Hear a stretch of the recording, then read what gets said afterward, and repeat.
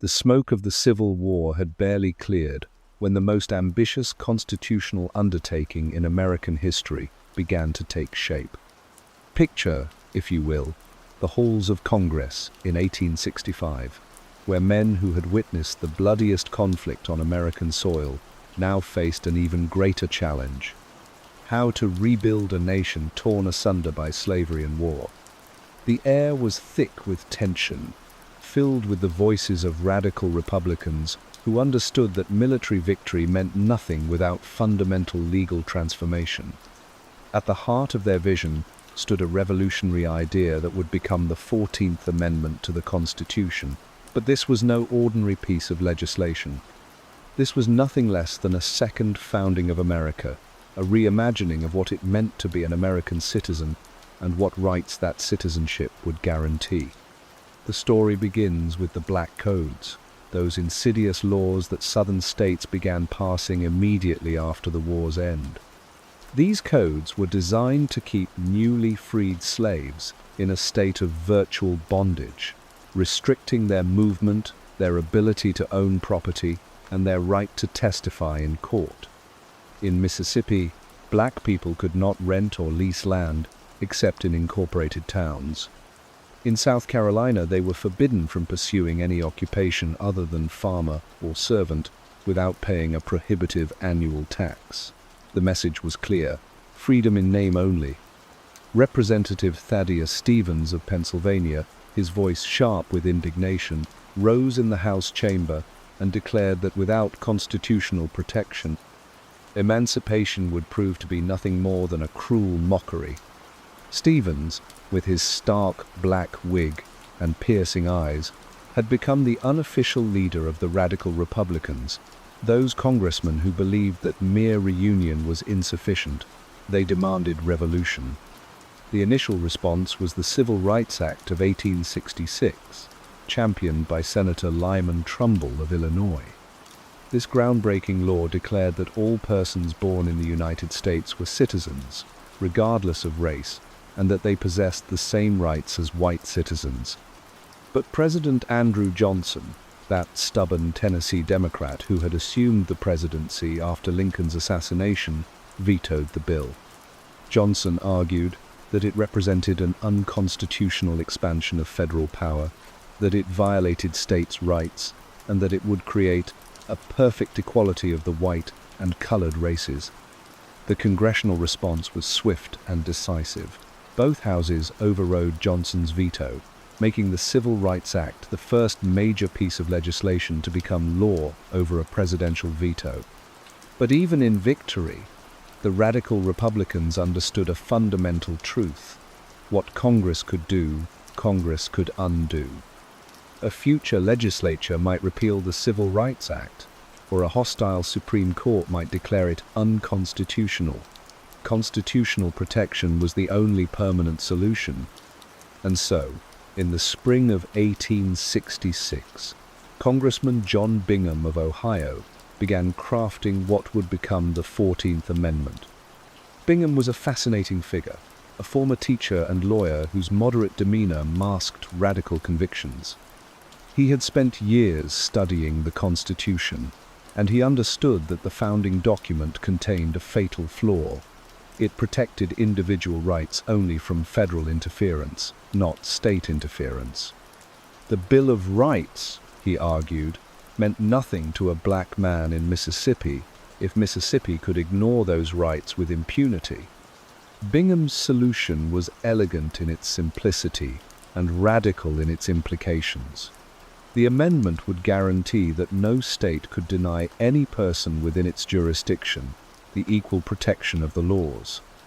It would ensure that no state could deprive any person of life, liberty, or property without due process of law.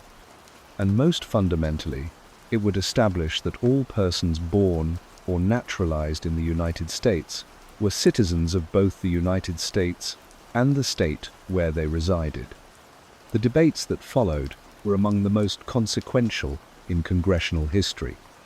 Senator Jacob Howard of Michigan, presenting the amendment to the Senate, explained that it would establish a mass of privileges, immunities, and rights that belonged to citizens of the United States. These rights, he argued, included freedom of speech and press, the right to keep and bear arms, the right to be exempt from unreasonable searches and seizures, the right to not be held to answer for a capital or otherwise infamous crime unless on presentment of a grand jury, and the right to not be deprived of life, liberty, or property without due process of law. Opposition was fierce and often ugly. Senator Thomas Hendricks of Indiana warned that the amendment would create a consolidated government that would destroy the federal system. Senator Garrett Davis of Kentucky went further, predicting that it would lead to mongrel citizenship and the destruction of white civilization. These were not merely political disagreements, they were clashes over the very meaning of America itself. The amendment's citizenship clause was particularly controversial. The principle of birthright citizenship, or jus soli, was not universally accepted. Some argued that citizenship should be based on the citizenship of one's parents, following the European principle of jus sanguinis. But Bingham and his allies insisted that anyone born on American soil should be an American citizen, period. This principle would later prove crucial for the children of immigrants, but in 1866, it was aimed squarely at ensuring that no future legislature could strip citizenship from the former slaves. The Privileges or Immunities Clause sparked equally heated debate. What exactly were the privileges and immunities of American citizenship? Bingham believed they included all the rights protected by the Constitution, but he was deliberately vague about the specific catalogue. This ambiguity would later prove both a strength and a weakness, allowing for expansive interpretations, while also creating confusion about the clause's precise meaning. The Equal Protection Clause seemed more straightforward, but even here, questions arose. Did it require identical treatment for all people, or did it merely prohibit arbitrary discrimination? Could states still classify people by race, as long as they provided separate but equal treatment? These questions would not be fully answered for nearly a century. As 1866 progressed, the amendment moved through Congress with surprising speed, considering its revolutionary nature. The House passed it in May by a vote of 128 to 37, with every Republican voting in favor and every Democrat opposed. The Senate followed in June, approving it 33 to 11, again along party lines. But constitutional amendments require more than congressional approval. They need ratification by 3/4 of the states. And here, the radical Republicans faced their greatest challenge. The Southern states, now readmitted to the Union under Johnson's lenient Reconstruction policies, showed no inclination to ratify an amendment that would fundamentally alter the racial order they were desperately trying to preserve. The solution was as audacious as the amendment itself. Congress would make ratification a condition for readmission to the Union. The Reconstruction Acts of 1867 made the bargain explicit. Southern states could rejoin the Union only by ratifying the 14th Amendment and adopting new state constitutions that guaranteed black suffrage. It was constitutional coercion on an unprecedented scale, and it worked. One by one, the former Confederate states capitulated, though not without bitter resistance and ominous warnings about the future. Tennessee became the first Southern state to ratify in July 1866, driven by pragmatic politicians who understood that continued resistance would only prolong their exclusion from Congress. But other states dug in their heels. The Georgia legislature initially rejected the amendment by a vote of 2-1, with one legislator declaring that he would rather see his state remain a howling wilderness than accept such terms. South Carolina's rejection was even more emphatic, with the legislature voting unanimously against ratification.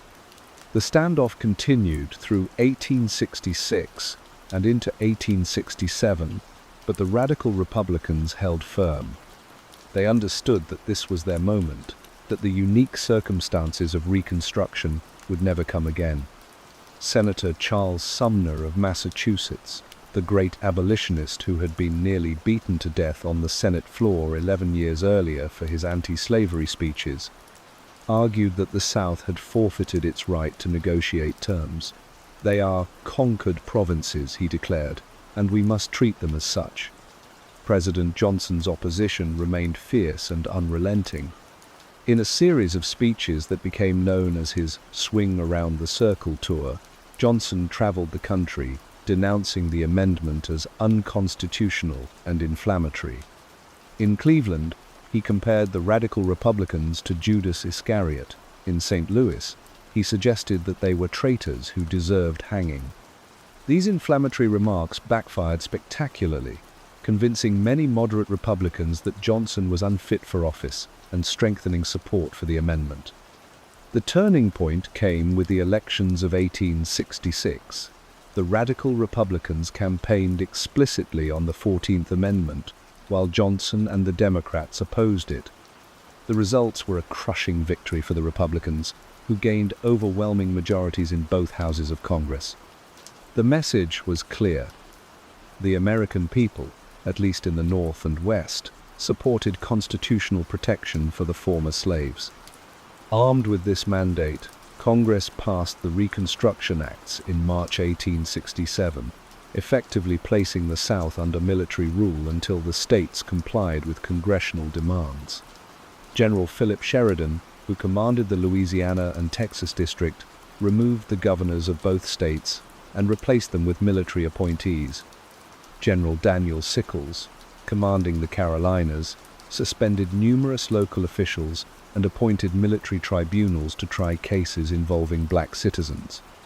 The military occupation had its intended effect. Faced with indefinite exclusion from Congress and continued military rule, Southern state after Southern state began to reconsider. Alabama ratified in July 1868, followed by Arkansas, Florida, Georgia, Louisiana, North Carolina, and South Carolina. The holdouts were fewer and fewer, and their resistance increasingly futile. On July 28, 1868, Secretary of State William Seward officially proclaimed the 14th Amendment ratified, having received approval from the required 28 states. But even as the champagne corks popped in Republican circles, thoughtful observers understood that the real battle was just beginning. Constitutional language was one thing, constitutional interpretation and enforcement were quite another. The first major test came almost immediately in a case that would haunt the amendment's legacy for generations. The slaughterhouse cases of 1873 arose not from racial discrimination but from economic regulation. Louisiana had granted a monopoly for slaughtering livestock in New Orleans to a single company, effectively putting hundreds of independent butchers out of business. The displaced butchers sued, arguing that the monopoly violated their privileges and immunities as American citizens, as well as their right to due process and equal protection under the law. The case presented the Supreme Court with its first opportunity to interpret the 14th Amendment's most important provisions. Justice Samuel Miller, writing for the 5-member majority, took an extraordinarily narrow view of the amendment's scope. He argued that it created two distinct types of citizenship, state citizenship and federal citizenship. The privileges and immunities protected by the 14th Amendment, Miller wrote, were only those that derived from federal citizenship, which he described as a very limited category, including the right to travel between states, the right to petition the federal government, and little else. This interpretation effectively gutted the privileges or immunities clause, reducing it to constitutional insignificance. Justice Miller's reasoning was clear. If the amendment were interpreted broadly, it would constitute this court a perpetual censor upon all legislation of the states. The court was not prepared to assume such a revolutionary role, particularly in a case involving economic regulation rather than racial discrimination. The 4 dissenters, led by Justice Stephen Field, argued passionately that the majority had missed the entire point of the 14th Amendment. Field contended that the privileges and immunities of American citizenship included all the fundamental rights of free citizens, including the right to pursue lawful employment. Justice Joseph Bradley went even further, arguing that the amendment was intended to protect the right to choose one's calling and the right to adopt and follow such lawful industrial pursuit as he may see fit. The Slaughterhouse decision was a disaster for the broad interpretation of the 14th Amendment that its framers had intended. By limiting the privileges or immunities clause to a narrow category of federal rights, the court had removed one of the amendment's most powerful tools for protecting individual liberty. Future civil rights advocates would be forced to rely primarily on the equal protection and due process clauses, which proved to be far more restrictive foundations for constitutional protection. But the court was not finished undermining the amendment. In 1876, just 3 years after Slaughterhouse, came United States v. Cruikshank, a case arising from the horrific Colfax massacre in Louisiana. On Easter Sunday, 1873, a white mob had attacked a group of black Republicans who were defending the Grant Parish courthouse, killing more than 100 African Americans in what remains one of the worst incidents of racial violence in American history. The federal government prosecuted the perpetrators under the Enforcement Act of 1870, which made it a federal crime to violate citizens' constitutional rights. But the Supreme Court, in an opinion by Chief Justice Morrison Waite, dismissed the charges. Waite argued that the 14th Amendment only prohibited state action, not private action. Since the Colfax killers were private individuals rather than state officials, the federal government had no jurisdiction to prosecute them. This state action doctrine would prove to be another crippling limitation on the 14th Amendment's effectiveness. By requiring government involvement in discrimination before federal protection could be invoked, the court had created a massive loophole that would allow private discrimination to flourish for nearly a century. The Ku Klux Klan and other terrorist organizations could operate with virtual impunity, secure in the knowledge that federal authorities were powerless to intervene as long as they could claim to be acting as private citizens rather than state agents. The final blow came in 1883 with the civil rights cases, where the court struck down the Civil Rights Act of 1875. This law had prohibited discrimination in public accommodations such as hotels, theaters, and restaurants.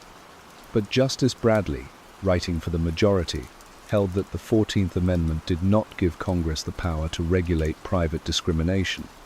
The amendment, he argued, was like a municipal law that only applied to state governments, not private businesses or individuals. Justice John Marshall Harlan, the lone dissenter, delivered one of the most prescient and powerful dissents in Supreme Court history. Harlan argued that the majority's cramped interpretation would render the 14th Amendment practically worthless for protecting the rights of African Americans. He warned that the decision would allow a thin disguise of state rights to defeat the amendment's central purpose of ensuring equal citizenship for all Americans. Harlan's dissent proved prophetic. Within a few years of these Supreme Court decisions, Southern states began enacting the comprehensive system of racial segregation that would become known as Jim Crow. These laws came with breathtaking speed and thoroughness, transforming the South into a rigid caste system that would define American race relations for the next 70 years. Mississippi led the way in 1890 with a new state constitution that effectively disenfranchised black voters through literacy tests, poll taxes, and the infamous Understanding Clause that required voters to interpret sections of the state constitution to the satisfaction of white registrars. South Carolina followed in 1895, Louisiana in 1898, and the other southern states in rapid succession. But it was the Supreme Court's decision in Plessy v. Ferguson in 1896 that gave constitutional sanction to this system of racial apartheid. The case arose from a carefully orchestrated challenge to Louisiana's Separate Car Act, which required railway companies to provide separate accommodations for white and black passengers. Homer Plessy, a light-skinned man who was 1/8 black under Louisiana's racial classification system, deliberately boarded a whites-only car and announced his racial heritage to the conductor. His arrest was precisely what the New Orleans Committee of Citizens had hoped for when they planned this test case. Plessy's lawyers, led by Albion Tourget, a white Republican lawyer and former Union officer, argued that enforced racial separation violated both the 13th and 14th Amendments. Segregation, they contended, was a badge of servitude that reduced black citizens to second-class status, regardless of whether the separate facilities were theoretically equal. The 14th Amendment's Equal Protection Clause, they argued, required not just formal equality, but genuine equality of treatment. Justice Henry Billings Brown, writing for the 7-member majority, rejected these arguments with reasoning that would become infamous in American legal history. Brown argued that the 14th Amendment was intended to establish legal equality, not social equality, laws permitting and even requiring their separation in places where they are liable to be brought into contact.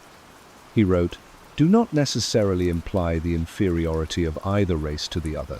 If black people felt that segregation implied inferiority," Brown suggested, "that was their own psychological construction, not an objective, legal reality." The majority's reasoning was both circular and cynical. Brown acknowledged that the purpose of the 14th Amendment was to establish absolute equality before the law, but then argued that laws treating people differently based on race could still satisfy this requirement as long as the treatment was theoretically equal. This separate but equal doctrine would become the constitutional foundation for Jim Crow segregation throughout the South. Once again, Justice Harlan stood alone in dissent, delivering an opinion that would eventually be recognized as one of the greatest in Supreme Court history. "Our Constitution is colorblind," Harlan declared, "and neither knows nor tolerates classes among citizens."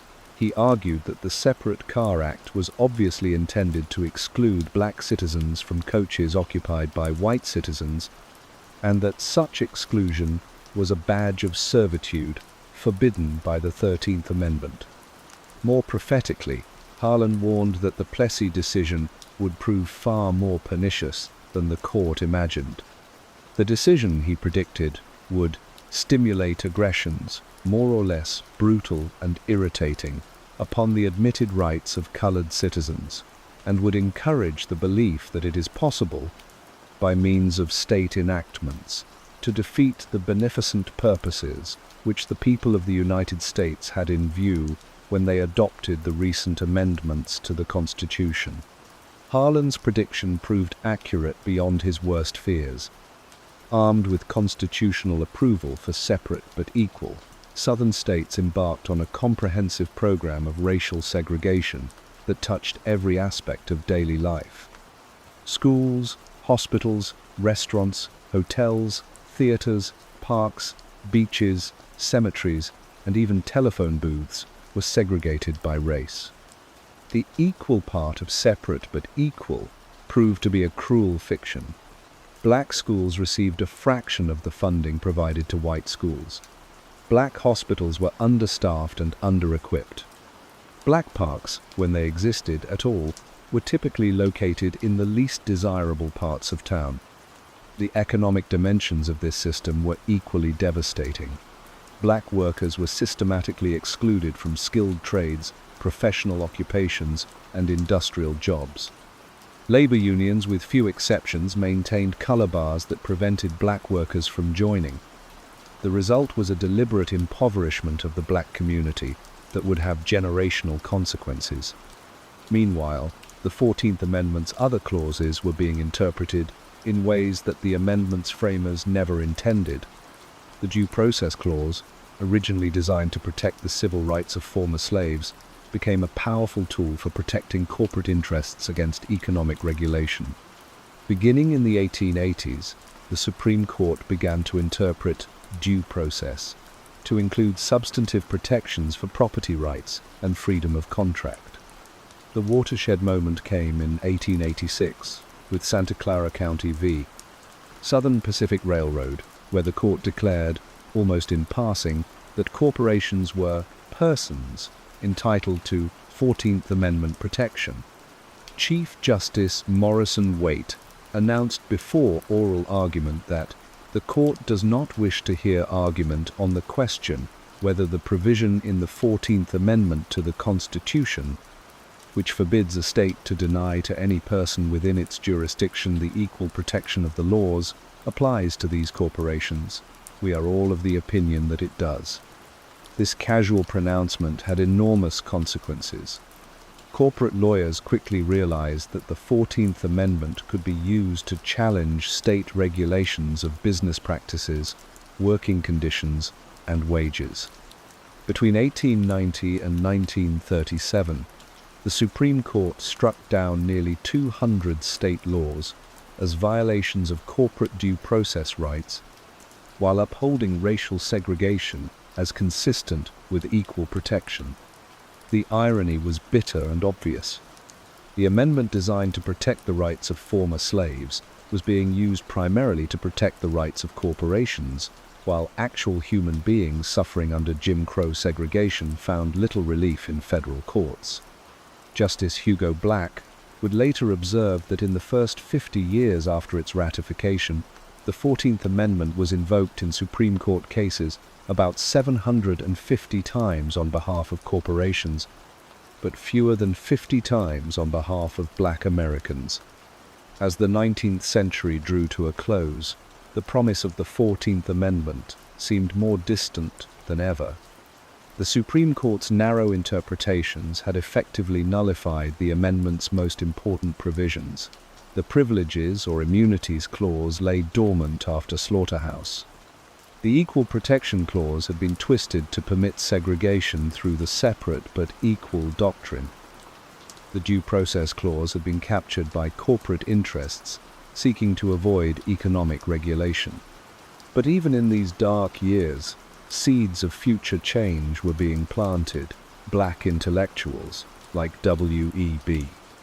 Du Bois, were beginning to articulate a new vision of civil rights that would eventually challenge the accommodationist approach of Booker T. Washington. Du Bois, who had earned a PhD from Harvard and studied at the University of Berlin, argued that Black Americans should demand immediate access to higher education, the right to vote, and full civil equality. His famous essay, Of Mr. Booker T. Washington and Others, published in 1903, marked the beginning of a more militant approach to civil rights.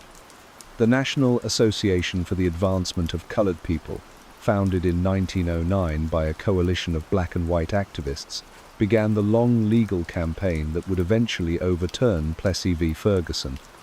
The NAACP's legal strategy was simple but revolutionary. They would use the courts to force Southern states to live up to the equal part of separate but equal. If states insisted on maintaining separate facilities, the NAACP would demand that those facilities actually be equal in quality, funding, and resources. This strategy proved devastating to the Jim Crow system because true equality was economically impossible to maintain. Southern states could afford to operate segregated systems only by grossly underfunding black institutions while lavishly supporting white ones. When forced to choose between integration and financial ruin, many Southern states would eventually choose integration, but that moment remained decades in the future. In the meantime, the NAACP faced an uphill battle against not only entrenched racism, but also a Supreme Court that remained hostile to civil rights claims. The NAACP's first major victory came in 1915 with Gwin v. United States, where the Supreme Court struck down Oklahoma's grandfather clause. This provision had exempted from literacy tests those whose grandfathers had been eligible to vote before 1866, effectively allowing illiterate whites to vote while requiring blacks to pass difficult literacy tests. The court held that this was an obvious attempt to circumvent the 15th Amendment's prohibition on racial discrimination in voting. But progress remained painfully slow. The court continued to uphold segregation in case after case, finding increasingly creative ways to distinguish new situations from the principles established in Plessy. In 1908, the court upheld a Kentucky law requiring segregation in private colleges. In 1917, it allowed cities to mandate residential segregation by race. The separate but equal doctrine seemed to expand with each passing year, covering new areas of American life. The real breakthrough came with the appointment of Charles Hamilton Houston as the NAACP's chief legal counsel in 1935. Houston, a brilliant Harvard Law School graduate who had served as an officer in World War I, brought a new strategic vision to the civil rights struggle, rather than launching a frontal assault on Plessy v. 5. Houston decided to chip away at segregation piece by piece, focusing initially on graduate and professional education where the inequalities were most glaring and hardest to justify. Houston's strategy was methodical and patient. He began by documenting the vast disparities between white and black educational facilities throughout the South.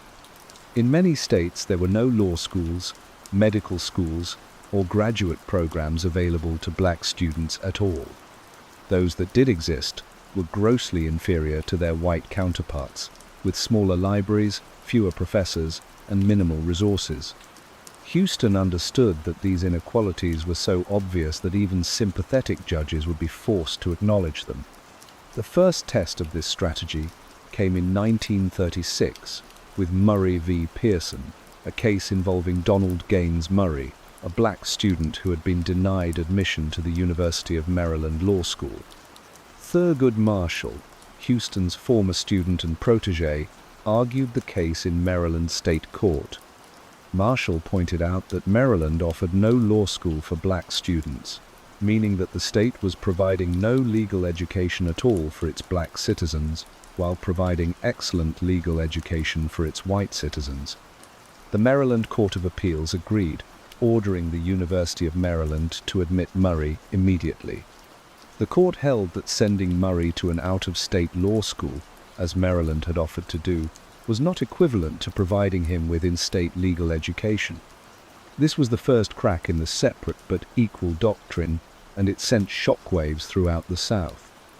Houston and Marshall followed up this victory with Missouri ex rel. Gaines v. Canada in 1938, another case involving a black student denied admission to an all-white law school. This time, the case reached the Supreme Court, which ruled 6-2 in favor of the plaintiff. Chief Justice Charles Evans Hughes wrote that Missouri's offer to pay for Lloyd Gaines to attend law school in another state did not satisfy the state's obligation to provide equal educational opportunities within its own borders. The Gaines decision was significant, not just for its result, but for its reasoning. The court was beginning to scrutinize the equal part of separate but equal more carefully, demanding that states actually provide comparable facilities rather than merely asserting that they intended to do so. This represented a subtle but important shift in judicial thinking about the 14th Amendment. World War II accelerated the pace of change in unexpected ways. The war's democratic rhetoric made it increasingly difficult to defend a system of racial caste at home while fighting fascism abroad. Black soldiers who had served their country with distinction returned home, determined to claim their full rights as American citizens. The hypocrisy of segregation became harder to ignore when American propaganda emphasized freedom and equality as the values that distinguished democracy from totalitarianism. President Harry Truman, who had assumed office after Franklin Roosevelt's death in 1945, proved surprisingly sympathetic to civil rights. Truman had grown up in Missouri and held typical Southern attitudes about race, but his experiences as president gradually changed his views. The horrific lynching of 4 black Americans in Monroe, Georgia, in 1946, particularly affected him. When a delegation of civil rights leaders met with Truman to discuss the incident, he reportedly told them, "My God, I had no idea it was as terrible as that." In 1946, Truman appointed the President's Committee on Civil Rights, which issued a groundbreaking report titled "To Secure These Rights." The report documented the systematic denial of civil rights throughout the South and called for federal action to end segregation and protect voting rights. More importantly, it explicitly rejected the separate but equal doctrine, arguing that separation of the races is realistic only in the sense that it firmly establishes the inferior status of the minority group. Truman followed up the report with concrete action. In 1948, he issued executive orders desegregating the armed forces and prohibiting discrimination in federal employment. These orders faced fierce resistance from Southern Democrats, who walked out of the 1948 Democratic National Convention and formed the state's Rights Democratic Party, known as the Dixiecrats, to oppose Truman's re-election. Meanwhile, the NAACP's legal campaign was gaining momentum. In 1948, the Supreme Court decided Shelley versus Kramer, striking down racially restrictive covenants in housing. These covenants, which prevented homeowners from selling their property to black buyers, had been enforced by state courts throughout the country. The Supreme Court held that while private parties could enter into such agreements, state enforcement of them constituted state action that violated the 14th Amendment's Equal Protection Clause.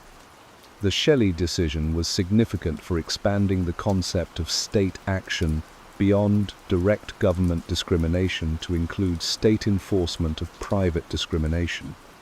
This represented an important evolution in 14th Amendment jurisprudence, moving away from the cramped interpretation that had dominated since the 1870s. 2 years later, in 1950, came Sweatt v. Painter, perhaps the most important civil rights decision since Reconstruction. Heman Marion Sweatt had been denied admission to the University of Texas Law School and had been offered admission instead to a hastily created law school for black students. Thurgood Marshall, now the NAACP's chief counsel, argued that the new black law school was so obviously inferior to the University of Texas that it could not possibly satisfy the Equal Protection Clause. The Supreme Court agreed unanimously. Chief Justice Fred Vinson wrote that the black law school was inferior in every measurable way. It had fewer faculty members, a smaller library, limited course offerings, and no alumni network. But more importantly, Vinson argued that the law school's segregated character itself made it inherently unequal. Legal education, he wrote, involved interaction with fellow students, faculty, and the broader legal community. By excluding black students from the state's premier law school, Texas was denying them educational opportunities that could not be replicated in a segregated institution. This reasoning struck at the heart of the separate but equal doctrine. If segregation itself made educational institutions inherently unequal, then Plessy v. Ferguson's fundamental premise was false. The NAACP lawyers recognized that they were on the verge of a historic breakthrough. The stage was set for the most momentous Supreme Court decision since the Civil War. The case that would finally overturn Plessy v. W.'s Braid. Ferguson began not in the South, but in Topeka, Kansas, with a 9-year-old girl named Linda Brown. Linda lived just 7 blocks from Sumner Elementary School, an all-white institution with modern facilities and well-trained teachers. But because Kansas law required racial segregation in elementary schools, Linda was forced to walk 6 blocks through dangerous railroad switchyards to catch a bus that would take her to Monroe Elementary School, the designated school for black children on the other side of town. Linda's father, Oliver Brown, was a welder for the Santa Fe Railroad and an assistant pastor at his local church. He was not a civil rights activist by nature, but the daily indignity his daughter faced walking past the white school she could not attend finally moved him to action. In 1951, he approached the local NAACP chapter and volunteered to be a plaintiff in a lawsuit challenging school segregation. The Topeka case was one of 5 school segregation cases that the NAACP decided to combine into a single Supreme Court challenge. The others came from South Carolina, Virginia, Delaware, and the District of Columbia.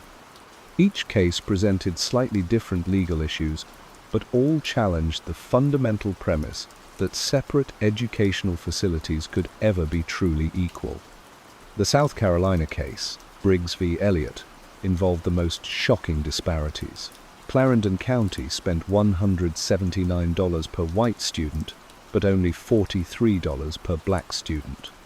The white schools had indoor plumbing, adequate heating, and school buses for transportation. The black schools had outdoor privies, wood stoves for heat, and no transportation at all. When black parents requested buses for their children, the school board chairman, R.W. Elliott, responded with typical arrogance, "We ain't got no money to buy a bus for your nigger children." The Virginia case, Davis v. County School Board of Prince Edward County, began with a 16-year-old student named Barbara Johns who organized a student strike to protest conditions at Robert Russell Moton High School. The school, built to accommodate 180 students, was packed with 450. Classes were held in a leaky auditorium, in drafty temporary buildings, and even on an old school bus parked behind the main building. Meanwhile, the white high school in the same county had modern facilities, well-equipped laboratories, and a gymnasium. Thurgood Marshall understood that these cases represented the culmination of everything the NAACP had been working toward for 40 years, but he also knew that victory was far from assured. The Supreme Court in 1952 was still dominated by justices who had grown up in an era when segregation was taken for granted. Chief Justice Fred Vinson, in particular, seemed reluctant to overturn such a long-standing precedent. The initial oral arguments in December 1952 were inconclusive. Marshall argued passionately that segregation inflicted psychological harm on black children and violated the 14th Amendment's guarantee of equal protection. John W. Davis, the distinguished lawyer representing South Carolina, countered that the amendment's framers had never intended to prohibit segregation and that the separate but equal doctrine was well-established law. The justices were clearly divided, and Chief Justice Vinson ordered the cases re-argued the following term. But fate intervened in September 1953, when Vinson died suddenly of a heart attack. President Dwight Eisenhower appointed Earl Warren, the former governor of California, as the new Chief Justice. Warren brought a different perspective to the court, one shaped by his experience as a politician rather than a judge. Warren had his own complicated history with civil rights. As California's Attorney General during World War II, he had supported the internment of Japanese Americans, a decision he later called the worst mistake of his career. But by the 1950s, Warren had evolved into a champion of civil rights, influenced partly by his friendship with black leaders in California and partly by his growing understanding of the Constitution's promise of equality. The re-argument in December 1953 focused heavily on the historical evidence surrounding the 14th Amendment's ratification. The court had specifically asked both sides to research whether the amendment's framers intended to prohibit school segregation. The NAACP's research, led by a team of historians, found ambiguous evidence. Some framers clearly intended broad protection for civil rights, while others seemed to contemplate continued segregation in certain areas. Marshall decided to shift his emphasis away from historical intent toward the contemporary meaning of equal protection. He argued that regardless of what the framers might have thought in 1868, the principle of equal protection must be interpreted in light of current understanding of education's importance and segregation's harmful effects. This was a bold strategy that invited the court to take an expansive view of constitutional interpretation. The breakthrough came from an unexpected source: social science research on the effects of segregation. Dr. Kenneth Clark, a black psychologist from City College of New York, had conducted experiments with black children using identical dolls, some white and some brown. When asked which doll was nice and which they preferred, a majority of the black children chose the white doll and described the brown doll as bad. Clark argued that this demonstrated the psychological damage that segregation inflicted on black children. Marshall incorporated Clark's research into his argument, contending that segregation generated feelings of inferiority in black children that undermined their motivation to learn. This psychological harm, he argued, made segregated schools inherently unequal, regardless of their physical facilities or financial resources. The decision came on May 17, 1954, a date that would become as significant in American history as July 4, 1776. Chief Justice Warren announced that he would read the opinion in Brown v. Board of Education of Topeka. The courtroom was packed with reporters, civil rights lawyers, and curious spectators who sensed they were witnessing history. Warren's opinion was brief but revolutionary. Writing for a unanimous court, he began by acknowledging that the historical evidence surrounding the 14th Amendment was inconclusive. But he argued that this was irrelevant because education in 1954 was far more important than it had been in 1868. Today, Warren wrote, "Education is perhaps the most important function of state and local governments." The Chief Justice then turned to the central question: does segregation of children in public schools solely on the basis of race, even though the physical facilities and other tangible factors may be equal, deprive the children of the minority group of equal educational opportunities? His answer was unequivocal: "We believe that it does." Warren's reasoning directly contradicted the logic of Plessy v. Ferguson. To separate them from others of similar age and qualifications solely because of their race, he wrote, "generates a feeling of inferiority as to their status in the community that may affect their hearts and minds in a way unlikely ever to be undone." The court specifically cited Dr. Clark's research in a controversial footnote, noting that segregation had a detrimental effect upon the colored children. The opinion's conclusion was simple but earth-shattering. "We conclude that in the field of public education the doctrine of separate but equal has no place. Separate educational facilities are inherently unequal." With these words, the Supreme Court overturned 58 years of precedent and struck down the legal foundation of Jim Crow segregation. The reaction was immediate and polarized. The NAACP celebrated the decision as a second Emancipation Proclamation. Thurgood Marshall called it the greatest victory we ever had. Black newspapers across the country ran banner headlines proclaiming the dawn of a new era in American race relations. But in the South, the reaction was fierce and defiant. Senator James Eastland of Mississippi declared that the South will not abide by or obey this legislative decision by a political court. Governor Herman Talmadge of Georgia announced that his state would find ways to circumvent the ruling. The Richmond News Leader captured the mood of much of the white South when it editorialized that the decision was the most flagrant abuse of judicial power in the history of this court. The Supreme Court had spoken, but Southern resistance proved to be far more organized and determined than civil rights advocates had anticipated. The Brown decision had deliberately avoided setting a timeline for desegregation, and when the court issued its implementation decree in Brown 2 the following year, it used the famously ambiguous phrase, "with all deliberate speed," to describe the pace at which integration should proceed. This vague language gave segregationists the opening they needed to delay and obstruct compliance. The resistance began almost immediately.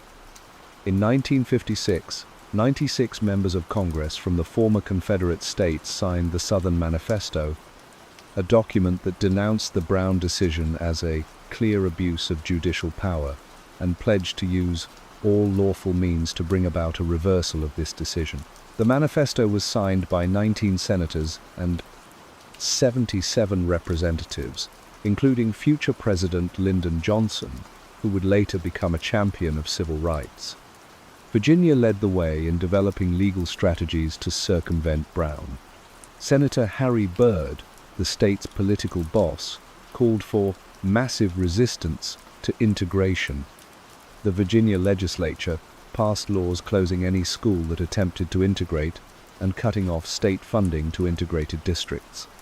When federal courts ordered the integration of schools in Norfolk, the city simply shut down its entire school system rather than comply. Prince Edward County, Virginia, one of the original defendants in the Brown case, took massive resistance to its logical extreme. Rather than integrate its schools, the county simply abolished its public school system entirely in 1959. White children attended a hastily created system of private academies, while black children had no schools to attend at all. For 5 years, an entire generation of black children in Prince Edward County was denied any formal education whatsoever. The most dramatic confrontation came in Little Rock, Arkansas, in 1957.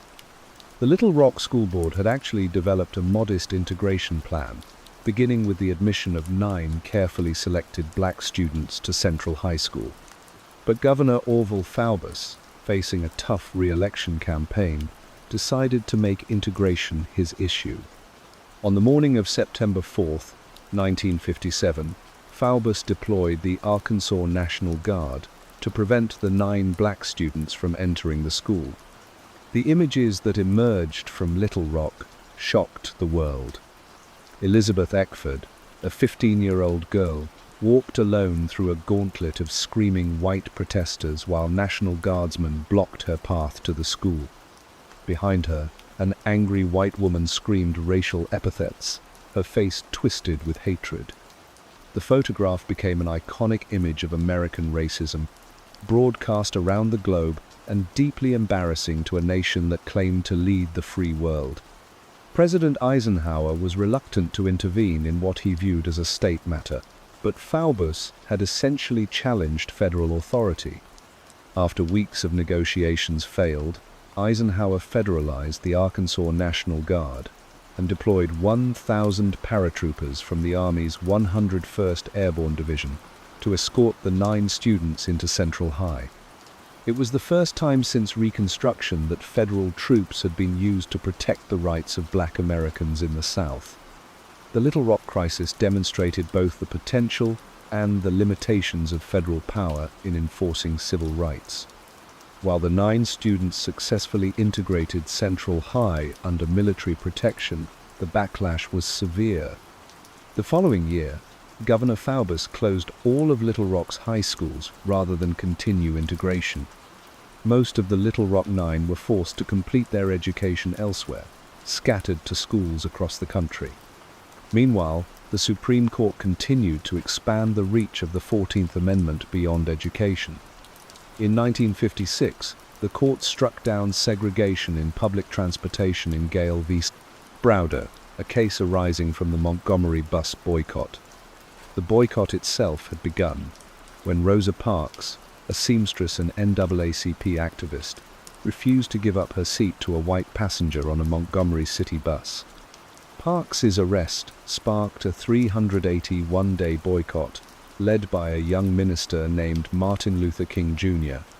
King brought a new dimension to the civil rights movement, combining legal challenges with mass protests and nonviolent resistance. His philosophy, heavily influenced by Mahatma Gandhi's methods in India, sought to create moral crises that would force white Americans to confront the reality of segregation. The Montgomery boycott succeeded in desegregating the city's buses, but more importantly, it demonstrated the power of organized black resistance and launched King into national prominence. The sit-in movement that began in Greensboro, North Carolina, in 1960, represented another evolution in civil rights tactics. 4 black college freshmen sat down at a whites-only lunch counter at a local Woolworths store and politely requested service. When they were refused, they remained seated until the store closed. The next day, they returned with more students. Within weeks, similar protests had spread across the South, involving thousands of young people who were willing to face arrest for the principle of equal treatment. These protests created new constitutional questions about the scope of the 14th Amendment. Were private businesses that served the public subject to the amendment's equal protection requirements? The Supreme Court's answer in the civil rights cases of 1883 had been no, but the sit-in movement forced a reconsideration of that precedent. The breakthrough came with the Civil Rights Act of 1964, the most comprehensive civil rights legislation since Reconstruction. The act prohibited discrimination in public accommodations, employment, and federally funded programs. Crucially, Congress based the law not on the 14th Amendment but on the Constitution's Commerce Clause, reasoning that discrimination in restaurants, hotels, and theaters affected interstate commerce. The Supreme Court upheld this reasoning in Heart of Atlanta Motel versus United States later that year. The court held that Congress could prohibit discrimination in public accommodations under its power to regulate interstate commerce, even if the 14th Amendment's state action requirement might not apply to private businesses. This creative use of the Commerce Clause allowed Congress to accomplish what the 14th Amendment alone could not: the prohibition of private discrimination. But the most dramatic expansion of 14th Amendment rights came in the area of criminal justice. Beginning in the 1960s, the Supreme Court under Chief Justice Earl Warren embarked on a revolution in criminal procedure, applying most of the Bill of Rights to state governments for the first time. This process, known as incorporation, used the 14th Amendment's Due Process Clause to make federal constitutional protections binding on state and local police, prosecutors, and courts. The Warren Court's criminal justice decisions included some of the most famous cases in American legal history. Mapp v. Ohio in 1961 applied the Fourth Amendment's prohibition on unreasonable searches and seizures to state police. Gideon v. CTBC. Wainwright in 1963 required states to provide lawyers for poor defendants in felony cases. Miranda v. Arizona in 1966 mandated that police inform suspects of their rights before interrogation. These decisions revolutionized American criminal justice and sparked fierce controversy. Critics argued that the court was handcuffing police and making it harder to fight crime. But supporters contended that the decisions finally made constitutional protections real for ordinary Americans, especially poor Americans, and minorities who were most likely to encounter the criminal justice system. The Warren Court also began applying the 14th Amendment to other areas of law that had previously been considered beyond federal reach. In 1967, the court struck down state laws prohibiting interracial marriage in Loving versus Virginia. Richard and Mildred Loving, a white man and black woman who had married in Washington, D.C., were arrested when they returned to their home state of Virginia. The state's Racial Integrity Act prohibited marriages between white and non-white persons and made such marriages felonies punishable by up to 5 years in prison. Chief Justice Warren, writing for a unanimous court, held that marriage was a fundamental civil right that could not be restricted based on racial classifications. The decision relied on both the due process and equal protection clauses of the 14th Amendment, finding that racial restrictions on marriage violated both individual liberty and the principle of equal treatment under law. The Loving decision was significant not just for striking down anti-miscegenation laws, but for establishing marriage as a fundamental right protected by the Constitution. This precedent would prove crucial decades later in challenges to restrictions on same-sex marriage. The concept of fundamental rights protected by the 14th Amendment was about to expand in ways that even the Warren Court had not anticipated. The 1970s brought a series of cases that would stretch the amendment's due process clause to cover areas of personal autonomy and privacy that had never before been considered constitutional rights. The most consequential of these decisions would prove to be Roe v. Wade, decided in 1973.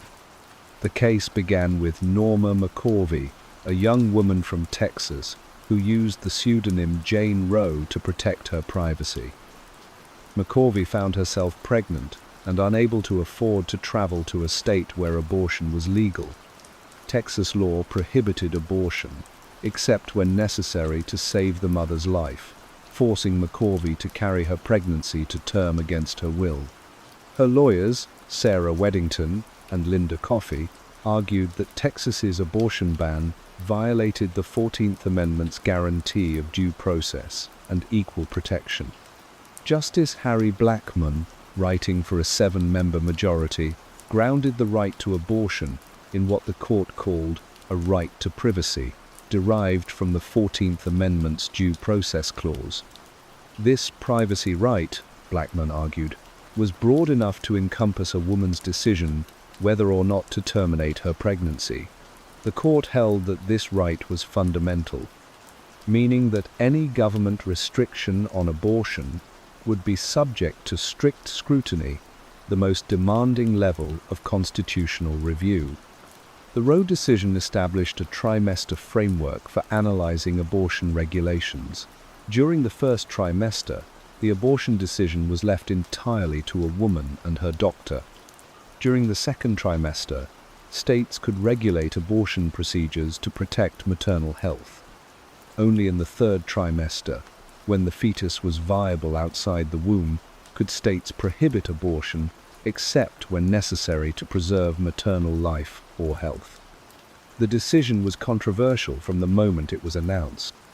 Pro-life advocates argued that the court had invented a constitutional right that existed nowhere in the text of the Constitution and had usurped the democratic process by removing the abortion issue from legislative control. Justice Byron White, in dissent, called the decision an exercise of raw judicial power that had no basis in constitutional text or precedent. Pro-choice advocates, while celebrating the result, worried about the decision's doctrinal foundation. The privacy right that supported Roe was built on a series of earlier decisions that had struck down laws prohibiting contraception, but critics argued that this line of precedent was itself constitutionally questionable. Justice William Rehnquist, also dissenting, argued that the 14th Amendment's due process clause was intended to ensure fair procedures, not to protect substantive rights.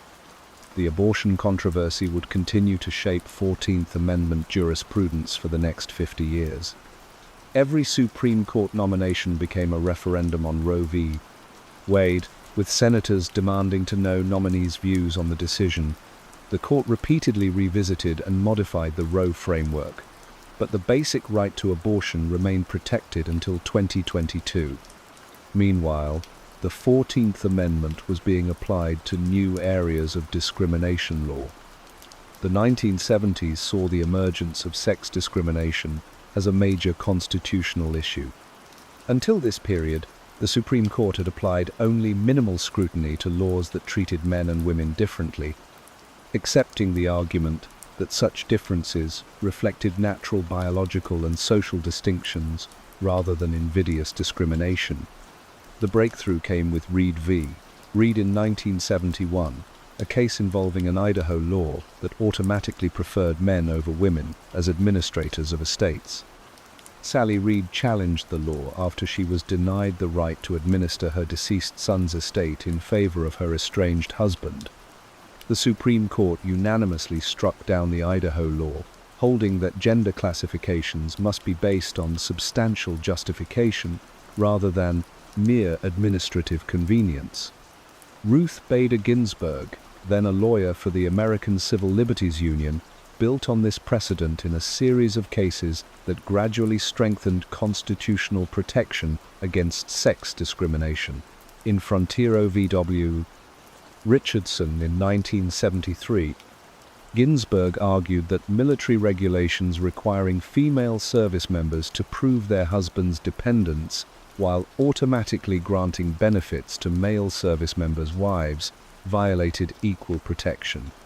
4 justices agreed that sex, like race, should be subject to strict scrutiny, but the court fell 1 vote short of establishing that principle. The compromise came in Craig v. Boren in 1976, where the court established intermediate scrutiny for sex discrimination cases. Under this standard, gender classifications must serve important governmental objectives and be substantially related to achieving those objectives. While not as demanding as strict scrutiny, intermediate scrutiny was far more rigorous than the minimal review that had previously applied to sex discrimination. These developments in sex discrimination law would prove crucial for later challenges to restrictions on same-sex relationships.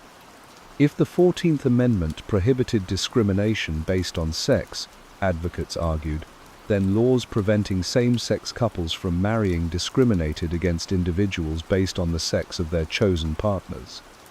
The disability rights movement also found constitutional protection under the 14th Amendment during this period. The Education for All Handicapped Children Act of 1975 required public schools to provide appropriate education for students with disabilities, and subsequent court decisions held that excluding disabled individuals from public programs could violate equal protection principles. But perhaps the most significant expansion of 14th Amendment rights during this era came in the area of substantive due process. Building on the privacy rights established in contraception and abortion cases, the court began to recognize broader principles of personal autonomy and family relationships as fundamental constitutional rights. In Moore v. City of East Cleveland in 1977, the court struck down a housing ordinance that prevented extended families from living together. The plurality opinion by Justice Lewis Powell held that the Due Process Clause protected certain family relationships from government interference, even when those relationships did not conform to traditional nuclear family structures. These substantive due process decisions were controversial because they appeared to give judges broad discretion to identify and protect unenumerated rights. Critics argued that this approach transformed the court into a super legislature, making policy decisions that should be left to elected officials. Supporters contended that the 14th Amendment's broad language required judicial interpretation to protect individual liberty against government overreach. The tension between these competing visions of constitutional interpretation became a central theme in American political discourse. Conservative legal scholars, led by figures like Robert Bork and Antonin Scalia, argued for originalism, the idea that constitutional provisions should be interpreted according to their original public meaning at the time of ratification. Liberal scholars defended the living constitution approach, arguing that constitutional principles must evolve to address new circumstances and changing social conditions. This debate intensified during the Reagan administration, which made the appointment of conservative judges a top priority.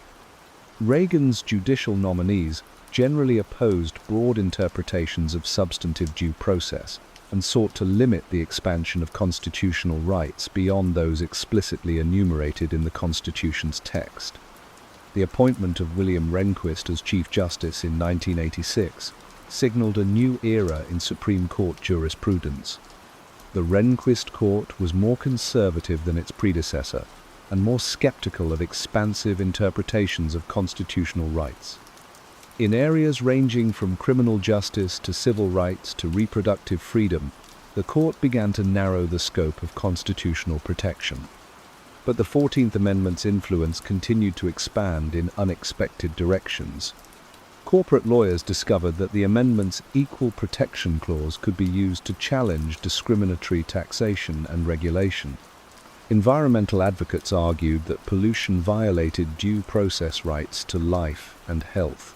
Immigration attorneys used the amendment to protect the rights of undocumented immigrants and their children. The citizenship clause of the 14th Amendment became particularly important in immigration law. The amendment's declaration that all persons born or naturalized in the United States are citizens established the principle of birthright citizenship, which meant that children born on American soil automatically became American citizens regardless of their parents' immigration status.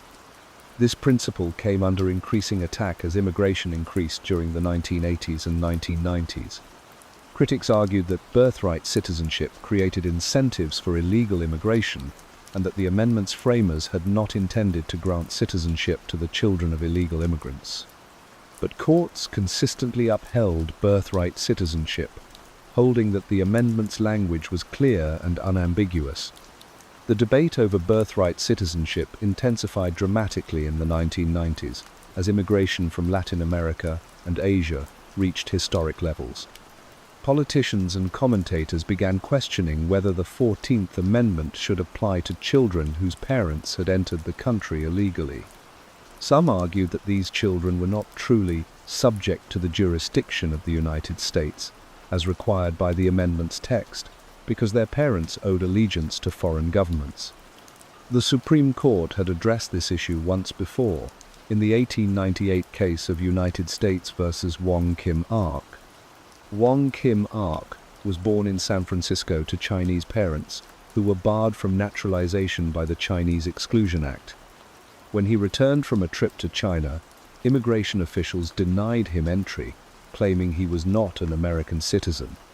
The Supreme Court disagreed, holding that the 14th Amendment citizenship clause applied to all children born on American soil, regardless of their parents' race or eligibility for citizenship. But critics of birthright citizenship argued that Wong Kim Ark involved legal immigrants, not people who had entered the country illegally. This distinction, they claimed, made all the difference in determining whether children were subject to the jurisdiction of the United States.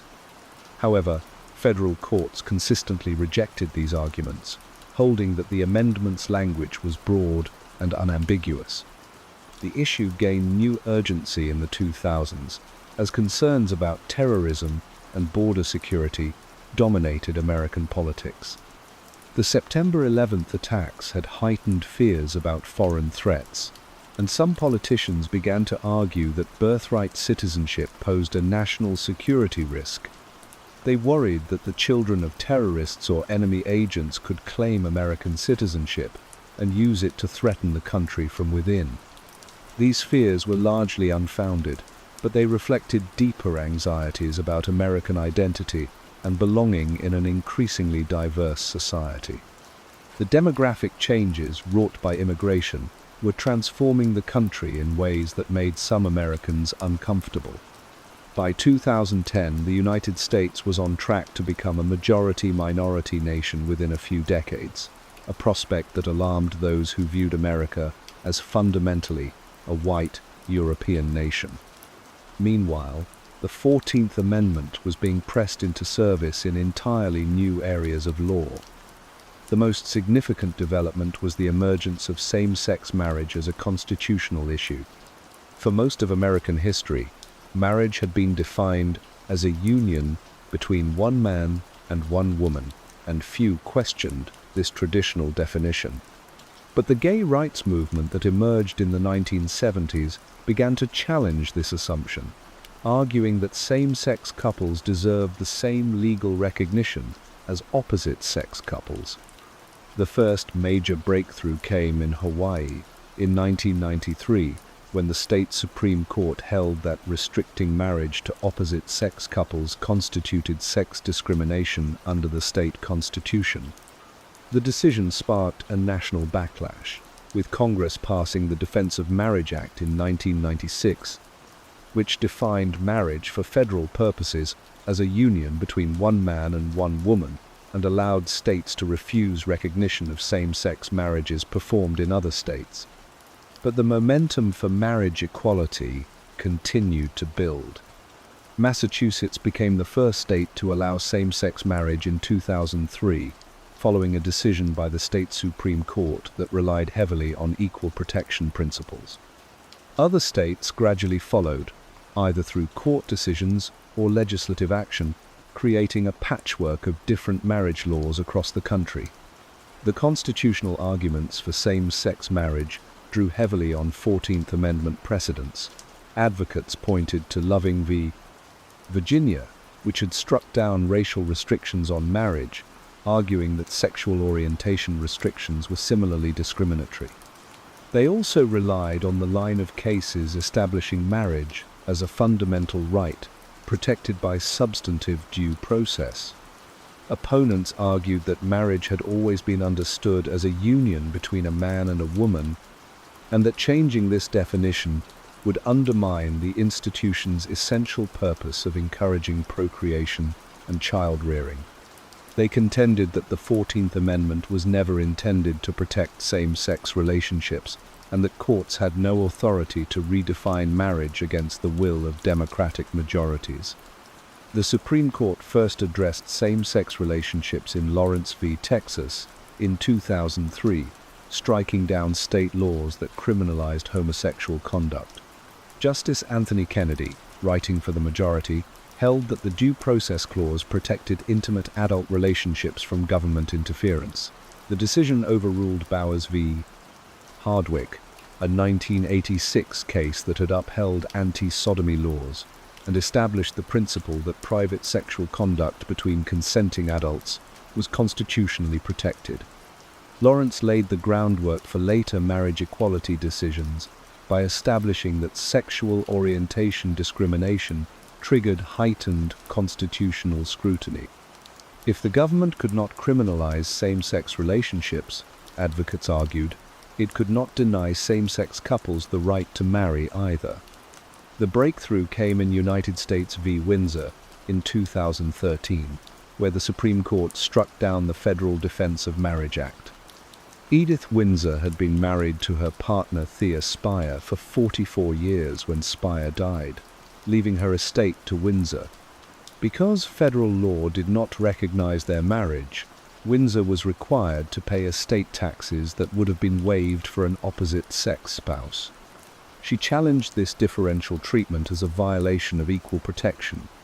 Justice Kennedy's majority opinion held that the Defense of Marriage Act violated the Fifth Amendment's Due Process Clause, which the court had long interpreted to include equal protection principles equivalent to those in the 14th Amendment.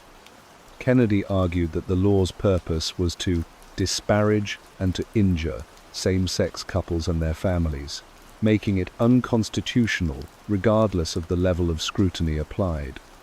The Windsor decision stopped short of establishing a constitutional right to same-sex marriage, but it created momentum that proved unstoppable. Within 2 years, federal courts across the country had struck down state marriage bans, with most relying on both due process and equal protection theories derived from the 14th Amendment. The final victory came in Obergefell v. Hodges in 2015. Jim Obergefell had married his partner John Arthur in Maryland, but when Arthur died of ALS, Ohio refused to recognize Obergefell as the surviving spouse on the death certificate. Obergefell challenged this denial as a violation of his constitutional rights. Justice Kennedy, again writing for the majority, held that the 14th Amendment required states to license same-sex marriages and to recognize same-sex marriages performed in other states. The decision relied on both the due process and equal protection clauses, finding that marriage was a fundamental right that could not be denied based on sexual orientation. The Obergefell decision was hailed as a historic victory for civil rights, comparable to Brown v. Board of Education in its significance. But it also sparked fierce opposition from religious conservatives who argued that the court had imposed a radical redefinition of marriage on the entire country without democratic consent. This backlash would have lasting political consequences, contributing to the rise of the conservative legal movement and the eventual appointment of 3 conservative justices to the Supreme Court during the Trump administration. These appointments would prove crucial in later decisions that rolled back other 14th Amendment protections.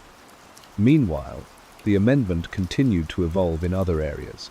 Corporate personhood, which had been established in the 19th century, took on new significance in the era of campaign finance reform.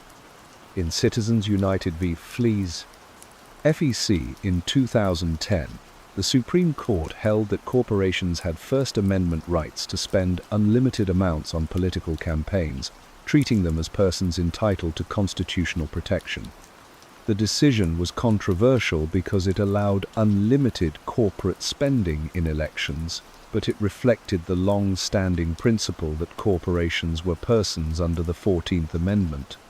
Critics argued that this interpretation had distorted American democracy by giving wealthy interests disproportionate political influence. The 14th Amendment also played a role in debates over presidential eligibility during the Obama administration. Some critics, known as birthers, questioned whether Barack Obama was constitutionally eligible to serve as president, claiming that he had been born in Kenya rather than Hawaii. These claims were false, but they highlighted the importance of the amendment's citizenship clause in determining presidential eligibility. The Constitution requires that the president be a natural-born citizen, and while this phrase is not defined in the constitutional text, it has generally been understood to include anyone who was a citizen at birth, whether born on American soil or born abroad to American parents. The birther controversy demonstrated how the 14th Amendment citizenship provisions remained relevant to contemporary political debates. The conservative backlash against expansive interpretations of the 14th Amendment reached its zenith during the Trump administration, which lasted from 2017 to 2021. Donald Trump had campaigned on promises to appoint conservative judges who would interpret the Constitution according to its original meaning, rather than as a living document that evolved with changing times. His opportunity to reshape the Supreme Court came sooner and more dramatically than anyone anticipated. Justice Antonin Scalia's sudden death in February 2016 had created the first vacancy, but Senate Republicans refused to consider President Obama's nominee, Merrick Garland, arguing that the next president should fill the seat. When Trump won the election, he nominated Neil Gorsuch, a conservative judge in the mold of Scalia who believed in strict textual interpretation of constitutional provisions. Gorsuch's confirmation in 2017 was followed by Anthony Kennedy's retirement in 2018. Kennedy had been the court's swing vote for 30 years, often providing the 5th vote for liberal positions on issues like abortion rights and same-sex marriage. His replacement, Brett Kavanaugh, was more consistently conservative, shifting the court's ideological balance significantly to the right. The most consequential appointment came in 2020, when Ruth Bader Ginsburg died just weeks before the presidential election. Ginsburg had been the court's leading advocate for gender equality and reproductive rights, and her death created an opportunity for conservatives to secure a solid majority on the court. Trump's nomination of Amy Coney Barrett, a devout Catholic and originalist judge, gave conservatives a 6-3 majority for the first time in generations. This new conservative majority wasted little time in reconsidering decades of 14th Amendment precedent. The most dramatic reversal came in Dobbs v. Jackson Women's Health Organization in 2022, which overturned Roe v. Wade after nearly 50 years. Justice Samuel Alito, writing for the majority, argued that the constitutional right to abortion had been egregiously wrong from the start, and that the issue should be returned to democratic decision-making in the states. The Dobbs decision relied heavily on originalist methodology, examining the historical understanding of abortion rights at the time the 14th Amendment was ratified in 1868. Alito noted that abortion was illegal in most states when the amendment was adopted, arguing that this proved the framers did not intend to protect abortion rights. The majority rejected the idea that constitutional rights could evolve beyond their original meaning, insisting that only rights deeply rooted in this nation's history and tradition deserved constitutional protection. The three liberal justices dissented passionately, arguing that the majority had abandoned 50 years of precedent without adequate justification. Justice Stephen Breyer, writing for the dissenters, warned that the decision would undermine public confidence in the court and create chaos in states where abortion had been legal for decades. He argued that the majority's originalist approach would call into question many other constitutional rights that had evolved through judicial interpretation. The Dobbs decision had immediate and far-reaching consequences. Within months, more than a dozen states had banned or severely restricted abortion access, while other states moved to strengthen abortion protections. The patchwork of different abortion laws created confusion and hardship for women seeking reproductive health care, particularly those in conservative states who lacked the resources to travel elsewhere. But Dobbs was just the beginning of the conservative majority's reconsideration of 14th Amendment jurisprudence. In his concurring opinion, Justice Clarence Thomas explicitly called for the court to reconsider other substantive due process decisions, including cases protecting contraception access, same-sex marriage, and intimate relationships. Thomas argued that these decisions were similarly flawed because they relied on the same constitutional theories that had supported Roe v. Wade. The threat to same-sex marriage became particularly acute following the Dobbs decision. Conservative activists and politicians began arguing that Obergefell v. Sleece, Hodges was wrongly decided and should be overturned using the same reasoning that had toppled Roe. Some state officials suggested they would no longer recognize same-sex marriages if given the opportunity. Congress responded by passing the Respect for Marriage Act in 2022, which required states to recognize same-sex marriages performed in other states, even if the Supreme Court overturned Obergefell.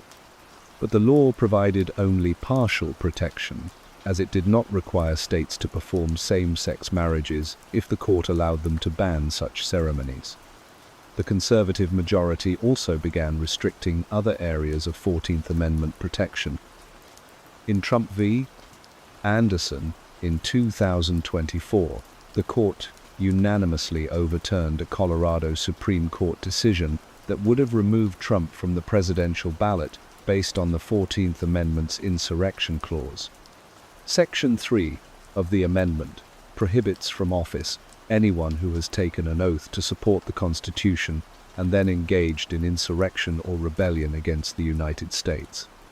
Colorado had argued that Trump's role in the January 6, 2021 attack on the Capitol constituted participation in an insurrection that disqualified him from serving as president.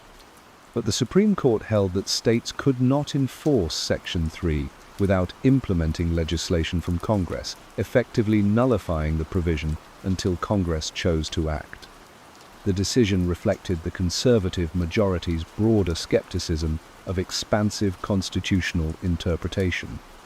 Rather than allowing states to interpret the insurrection clause for themselves, the court insisted on a narrow reading that required explicit congressional authorization before the provision could be enforced. Meanwhile, the Trump administration had pursued its own agenda of restricting 14th Amendment protections, particularly in the area of birthright citizenship.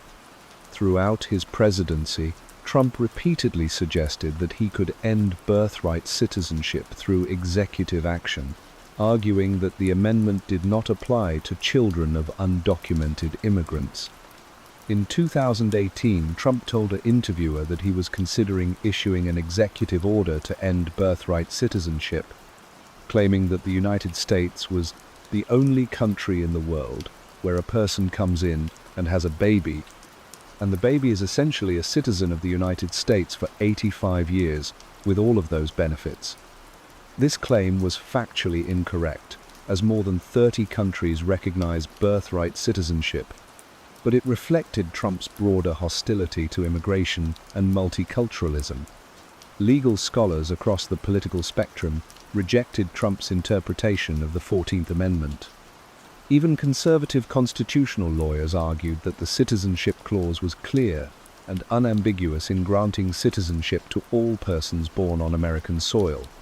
The amendment's language, all persons born or naturalized in the United States and subject to the jurisdiction thereof, are citizens of the United States, had been consistently interpreted to include the children of undocumented immigrants.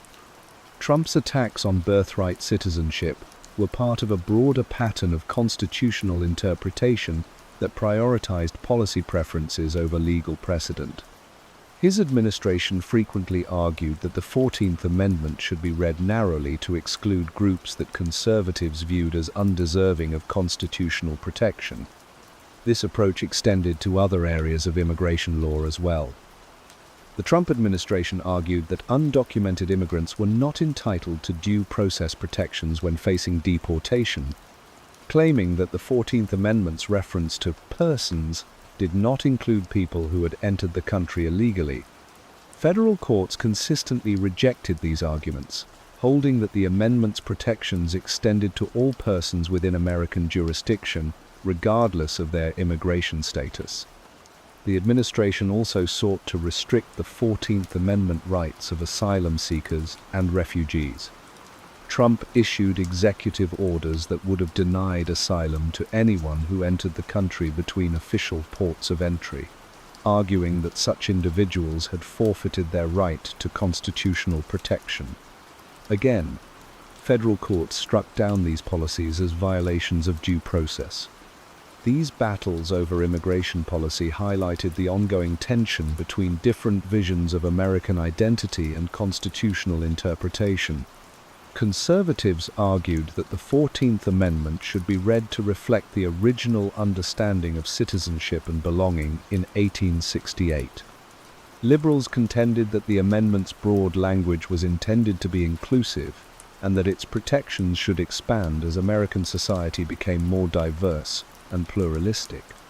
The debate took on new urgency as demographic changes continued to transform American society.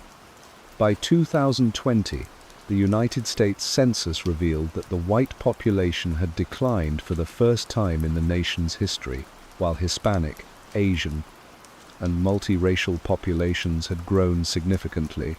These changes created anxiety among some white Americans who feared that their cultural and political dominance was being eroded by immigration and changing birth rates.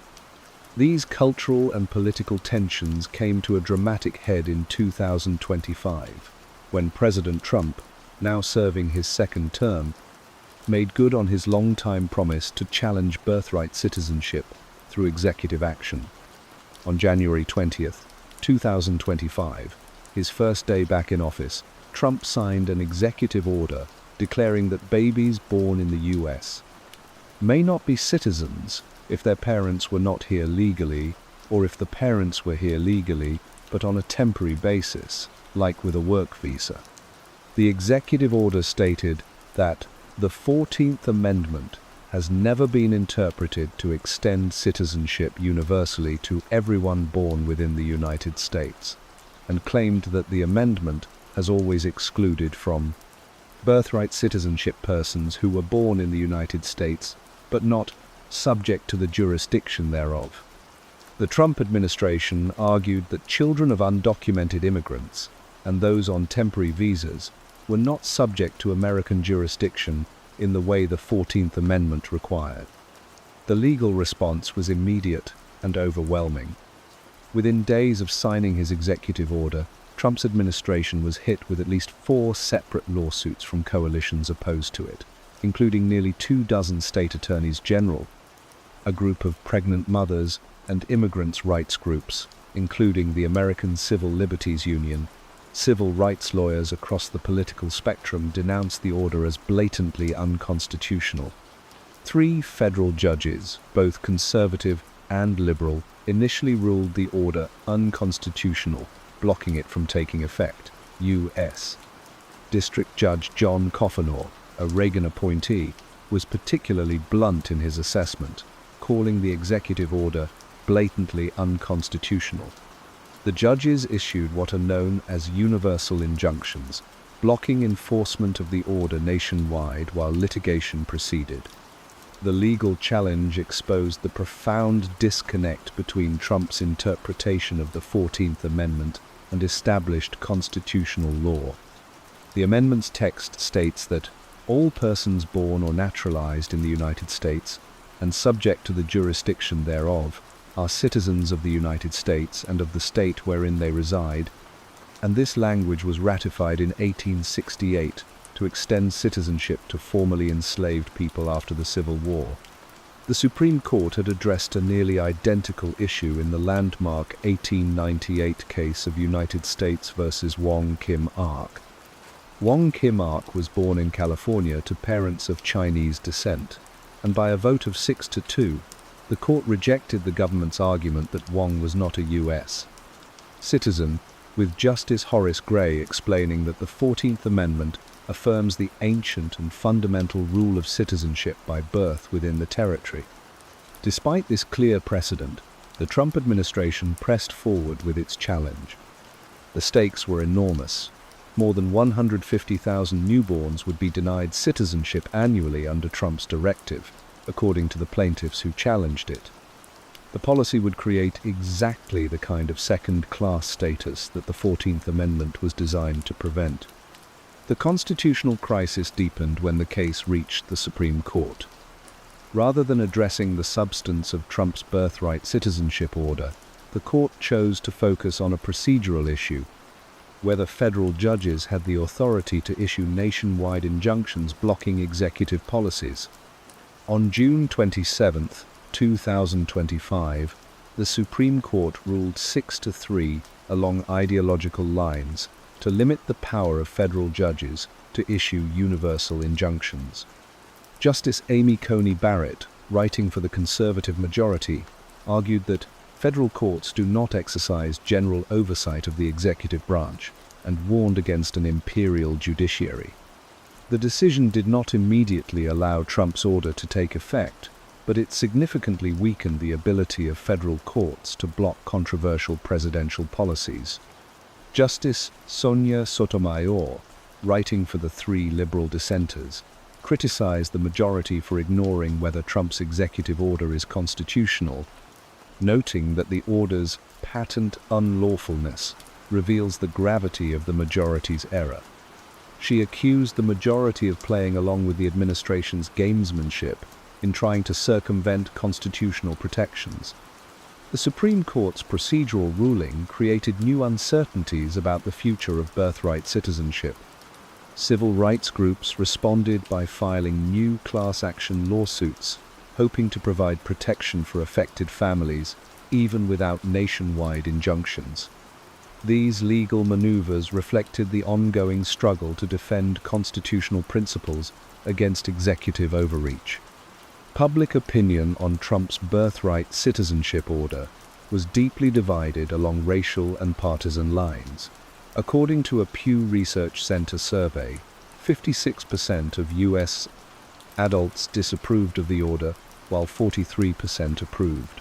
Disapproval was particularly widespread among Black 74% and Hispanic 70% adults, while white adults were split with 51% approving and 49% disapproving. The demographic divide reflected deeper tensions about American identity in an increasingly diverse society. Adults under 30 were the least likely age group to approve of Trump's executive order, with just 36% approving, while 63% disapproved. This generational gap suggested that younger Americans, who had grown up in a more multicultural society, were more committed to inclusive interpretations of citizenship. The birthright citizenship controversy represented more than a legal dispute. It was a fundamental disagreement about what it means to be American. The 14th Amendment's citizenship clause had been designed to ensure that the children of freed slaves could never be denied their place in American society. Now, 157 years later, that same provision was being challenged by those who feared that changing demographics threatened traditional American identity. The historical parallels were striking and ominous. Just as the Supreme Court had narrowed the 14th Amendment's protections in the 1870s and 1880s, allowing the rise of Jim Crow segregation, the contemporary court seemed willing to constrain the amendment's reach in ways that would disproportionately harm communities of color. The difference was that this time, the attack was aimed not at former slaves but at the children of immigrants, particularly those from Latin America and Asia. The fight over birthright citizenship also highlighted the ongoing relevance of corporate personhood under the 14th Amendment.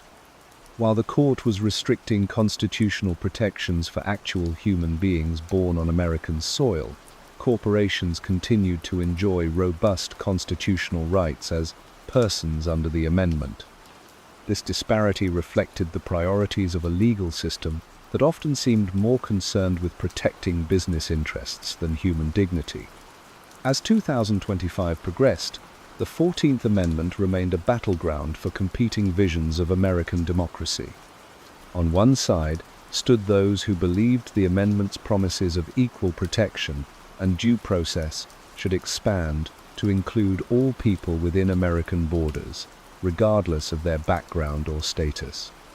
On the other side were those who argued for a narrower interpretation that would limit these protections to a more restricted definition of the American community. The outcome of this struggle would determine not just the legal status of millions of Americans, but the moral character of the nation itself. The 14th Amendment had been born from the recognition that America's founding promise of equality had been incomplete, that it had taken a civil war and constitutional revolution to make that promise real for all Americans. Now, in the 21st century, the question remained whether that promise would continue to expand, or whether it would be contracted to exclude those whom some Americans viewed as insufficiently deserving of constitutional protection. The story of the 14th Amendment was far from over. Each generation of Americans would continue to grapple with its meaning, to decide whether its guarantees of citizenship, due process, and equal protection would be interpreted broadly or narrowly, inclusively or exclusively.